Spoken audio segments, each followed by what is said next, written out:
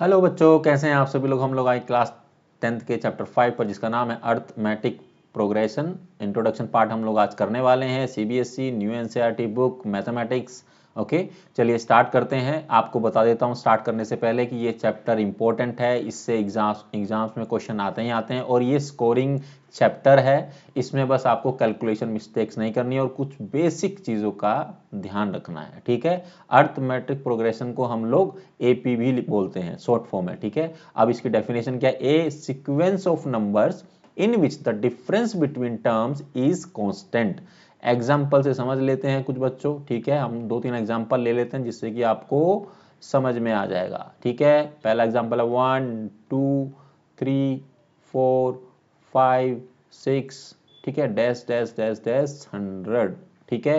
एक एग्जाम्पल ले लेते हैं हम लोग थोड़ा इस तरह से 10 7 4 1 -2 -5 डैश डैश डैश डैश, ठीक है। एक ले लेते हैं एग्जाम्पल हम लोग 5 5 5 5 and 5 dash dash dash dash, ठीक है।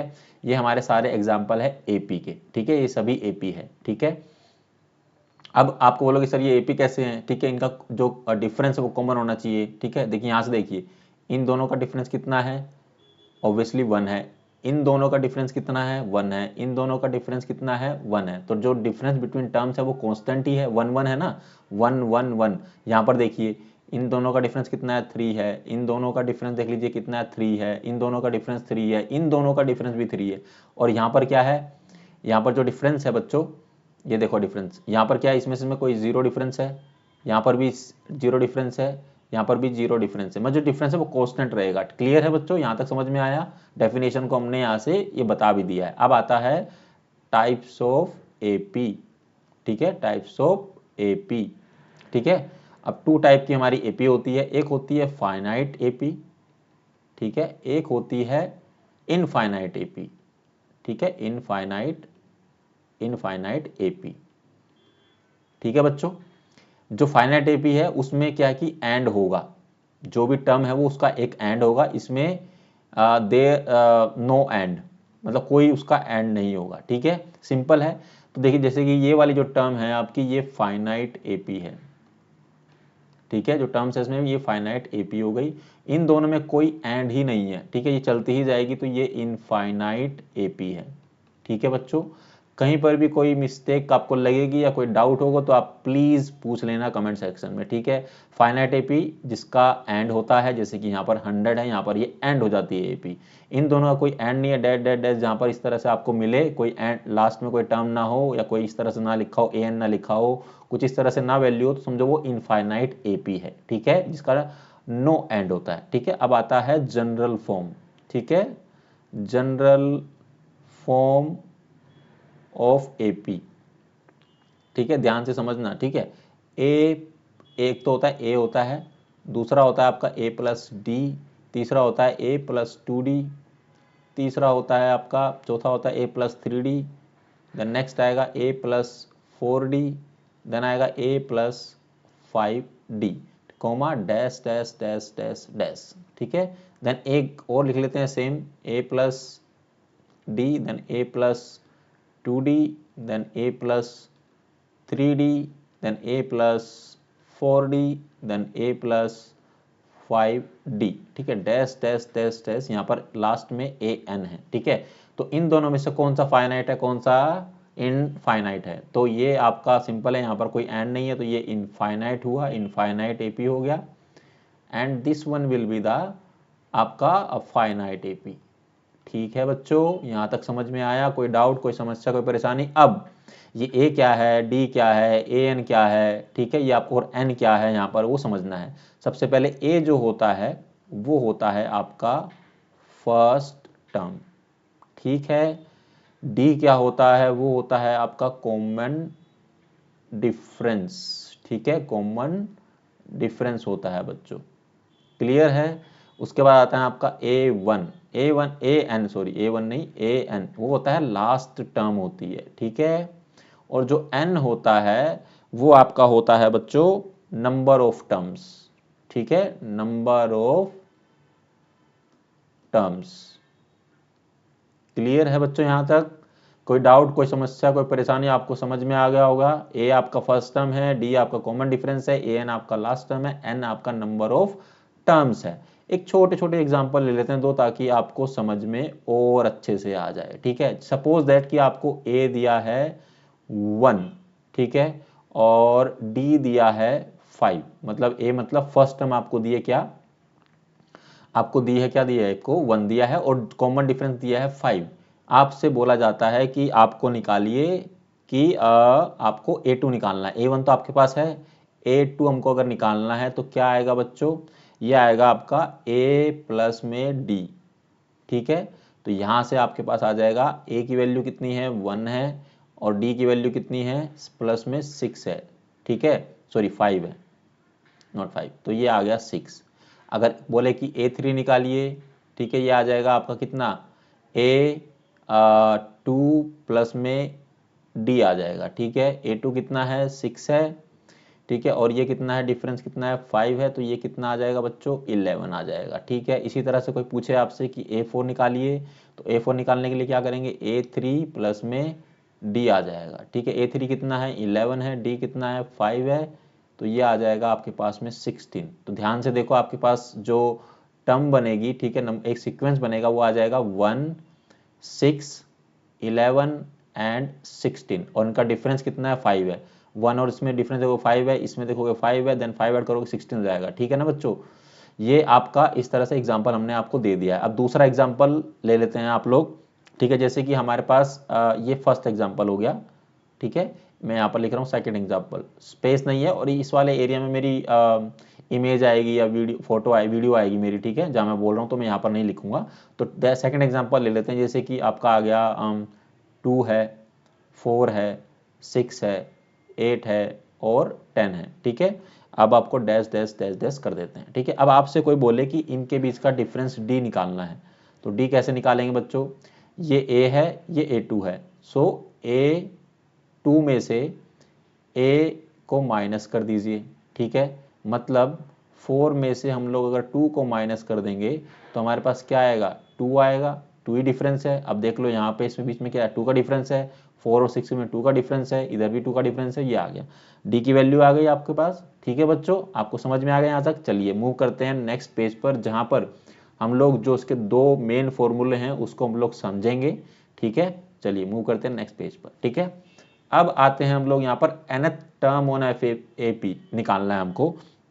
ठीक है, उसका फॉर्मूला क्या होता है, उसका फॉर्मूला होता है AN is equal to A plus में N-1D। ठीक है बच्चों, ये इसका फॉर्मूला होता है। ठीक है, जैसे कि हम लोग एक AP ले लेते हैं। ठीक है, एक AP ले लेते हैं, जैसे कि हम लोग ले लेते हैं 4, 8 और 12 एंड 16 एंड फिर उसका 20 and dash dash dash dash, और हमको निकालना है यहाँ पर ये A10 निकालना है। वो सिंपल सा है बच्चों। ठीक है, अब हमारा जो A है वो आपको पता है कि क्या होता है, फर्स्ट टर्म है। ठीक है, और जो आपका क्या है D है, फर्स्ट टर्म में यहाँ लिख लेता हूँ अच्छे से, D क्या है, कॉमन डिफरेंस है। ठीक है, कॉमन डिफरेंस है, जो मैंने लास्ट पेज पर भी बताया था। ठीक है, और n क्या है आपका, वो आपका हो गया नंबर ऑफ टर्म्स होगी, जैसे कि ये दिया A10 दिया, नंबर ऑफ टर्म्स जो हमें निकालनी है। ठीक है, नंबर ऑफ टर्म्स हो गया। an क्या है आपका, लास्ट टर्म है। ठीक है, जो कि हमको ये निकालना है। ठीक है, लास्ट टर्म है जो हमसे पूछा गया है। ठीक है, अब आपको बता देता हूं कि अगर हमको an और a और n पता है तो हम d निकाल सकते हैं, a n और d पता है तो हम an निकाल सकते हैं। समझ में आया आप लोगों को? और अगर आपको an पता है, मतलब कोई भी तीन चीज पता होगी तो आप बाकी चीजों को निकाल सकते हैं। अगर आपको an पता है, a पता है, d पता है और n पूछा गया तो वो भी निकाल सकते हैं। क्लियर है बच्चों? आपको समझ में आ गया होगा, नंबर ऑफ टर्म्स भी आ सकती है। ठीक है, चलिए अब सिंपली हम लोग फॉर्मूले पुट करेंगे। अब हमारे पास यहाँ पर a क्या है, मैं a फर्स्ट टर्म है हमारे पास में, क्या है वो है 4। ठीक है, d कितना है, d निकालने की सिंपल हम लोग क्या करेंगे, A2 माइनस a कर देंगे। ठीक है, मतलब 8 माइनस 4 करेंगे तो हमारे पास डिफरेंस है 4 का। ठीक है, 4 का डिफरेंस है, इसके बीच में 4 का डिफरेंस है, इसके बीच में, तो ये हमारा डिफरेंस है, कॉमन डिफरेंस। ठीक है, और तीसरा है हमारा n। ठीक है। n यहाँ पर मैं कोमा डाल के यहाँ लिखता हूँ n, जो कि है हमारा 10। ठीक है बच्चों, समझ में आया? कोई डाउट है यहाँ तक? ठीक है। अब हमको निकालना है an। ठीक है, an मतलब हमको ये 10th टर्म निकालनी है बेसिकली। ठीक है, चलिए a की वैल्यू कितनी है बच्चों, इस फॉर्म में पुट कर रहा हूँ मैं। ठीक है, तो a की वैल्यू है कितनी, 4 है, प्लस में n की वैल्यू कितनी है, 10 है। ठीक है, माइनस क्या है, 1 है। डिफरेंस कितना है बच्चों, 4 का डिफरेंस है। ठीक है, सिंपली इसको सोल्व करेंगे, 4 प्लस में 10 माइनस 1, ये 9 हो गया। ठीक है, ब्रैकेट में, और ये 4 इंटू में है ही है इसके, तो ये आ जाएगा आपका 4, और ये कितना होगा, 9 4 जा 36, 9 दूनी 18, 18 ये 9 3 27, 9 चौक 36। ठीक है, तो 36 हो गया। तो आपके पास जो आंसर आ गया वो आ गया आपका 40। आप करके भी देखेंगे तो 10th टर्म आपका 40 आएगा। देखिए 4 8 4 का टेबल लगा लीजिए, 4 10 जा 10 आएगा तो 40 आएगा। तो देखिए फॉर्मूले से भी आपका 40 आया। क्लियर है बच्चों, यहाँ तक समझ में आया? मतलब ये 10 आपको निकालना था, 10 बेसिकली। ठीक है, क्लियर है? अब आएगा sum of first n term of an AP आपको निकालना है। ठीक है, इसका मतलब है कि यहाँ पर हम फॉर्मूला लिखेंगे s, यहाँ पर n लगा दीजिए, n/2। ठीक है, यहाँ से ब्रैकेट स्टार्ट हो जाती है, देन आपका आता है 2a प्लस में n-1, और ये आ जाएगा इनटू में d, और ये आएगा ब्रैकेट क्लोज। ठीक है बच्चों, sum of first and term of an AP आपको निकालना है। ठीक है, समझिए, हम लोग इसी का इस्तेमाल कर लें क्या, इसी का यूज कर लेते हैं। ठीक है, अब हमारे पास यहाँ पर सिंपली हम वैल्यू पुट अप करेंगे। ठीक है, n की वैल्यू कितनी है बच्चों, n की वैल्यू है 10, डिवाइड में कितना आ जाएगा 2। ठीक है, 2 इंटू में क्या है a की वैल्यू कितनी है बच्चों, 4 है। ठीक है, प्लस n की वैल्यू कितनी है, 10 है, माइनस में 1 है। ठीक है, इंटू में d करना है, d कितना डिफरेंस है, 4 है। ठीक है, तो ये आ जाएगा आपका, यहाँ सोल्व कर लीजिए, इसको आ जाएगा, ये आ जाएगा आपका 5, और अंदर हो जाएगा ये कितना, 2 4 जा 8, प्लस में n, ये हो जाएगा आपका प्लस में ये 9, और 9 इंटू में ये कितना है, 4 है, ब्रैकेट यहाँ पर क्लोज। फर्दर इसको सोल्व कर लेंगे, 5, ये आ जाएगा आपका 8 प्लस 9 8, और 9 चौक 36, ये हो गया 36, ये आ गया आपका। और इसको कर लीजिए आप, कितना होगा ये आपका, इसमें जोड़िए, होगा 44 ना, तो इसमें 44 आप कर लीजिए, 44 को मल्टीप्लाई करिए 5 से, तो कितना हो जाएगा, ये हो जाएगा आपका 220, ये हो जाएगा आपका 220 if I am not wrong. 44 into में 5 कर दीजिए, आई थिंक मैं सही हूँ, 0 20 हासिल लगा 2। ठीक है, उसके बाद 5 चौका 20 एंड 2 22। ठीक है, तो ये आ गया आपका sum of first n term of an AP. अब एक फॉर्मूला और होता है बच्चों, वो होता है आपका, मैं बता देता हूँ, एस, इसी चीज को निकालने के लिए वो होता है आपका एस n/2। ठीक है, और a प्लस में l। जो l होता है ना आपका, जो उसको an होता है उसको हम लोग l बोलते हैं। ठीक है, an मतलब ये वाला फॉर्मूला। ठीक है बच्चों, यहाँ से तो इसको l भी बोलते हैं। ठीक है, तो कभी अगर दिया है, अगर हमको an पता है तभी ये फॉर्मूला लगेगा, अदरवाइज ये फॉर्मूला यूज नहीं हो सकता है। ठीक है, इससे भी आपका सेम वैल्यू आने वाला है, आपको दिखा देता हूँ। जैसे कि n/2, n का मतलब कितना है, 10 है, यहाँ पर आ जाएगा 2, a की वैल्यू कितनी है, यहाँ पर 4 है। ठीक है, l हमको जो दिया है वो कितना निकाला हम लोगों ने, ये आपका आपका आपका आ गया बच्चों, कितना आया, ये आएगा बच्चों आपका, मान के चलिए कि आपको दिया है, कहाँ पर है, हाँ an हमने कितना 40 निकाला था, तो ये 40 आ गया यहाँ पर। ठीक है, a मतलब यही है ना an, इस हिसाब से an मतलब l, ये an है, ये देख लीजिए यहाँ पर। ठीक है, तो ये हो जाएगा आपका, सेम चीज हो जाएगा, ये कट जाएगा 5 पे। तो अब ध्यान से देखो, 5 इंटू में कितना हो गया, 44 ना, ये सेम वाली चीज है वो यहाँ पर भी आ गई, मतलब सेम चीज है। ठीक है, लेकिन ये तभी अप्लाई होगा जब आपके पास an, यानी ये l जो दिया होगा आपके पास में। ठीक है, तो 220 ये आंसर आ गया बच्चों।